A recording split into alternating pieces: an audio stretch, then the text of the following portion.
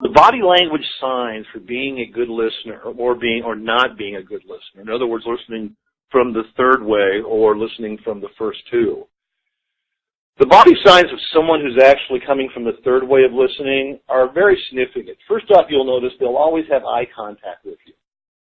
They'll be looking you in the eyes. For the most part, when we're not listening to somebody, we're either looking at their mouth or we're looking off behind them, or we're checking our watch. Right now, cell phones are obviously the big toy, the technological drug we tend to get into. And so we'll find ourselves constantly glancing in other places.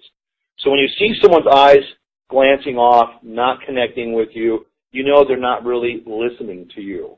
You as well, if you find yourself glancing off at other things, you have ceased to listen to them as well. When you're listening from the third way, you'll always connect in an emotional way. You'll feel what people are saying as well as just hear what they're saying. And so a lot of times you'll hear people go, oh yeah, And there's a response. There's actually a response, an emotional response. And you'll feel them and they'll say, yeah. You'll see a nodding of the head, a brief mental understanding. Their face might come to light. And that what takes place, they're going, oh wow, I get it. So that's happening constantly. Generally, when someone's listening in the third way, they'll be leaning closer to you. They'll actually lean in to hear what it is you have to say. Not so much they'll break your personal space, but so much you can tell they are attentive to what's happening in front of you. Those who are not listening or coming from disagree or agree, what you'll see happening in their mind, you'll actually see their minds beginning to work on some other argument. You can tell their eyes are open, but something else is happening behind their eyes.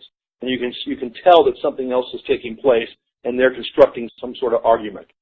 They tend to lean away. They tend to move away. Sometimes they'll walk around. You can tell that's a good sign that they're not listening.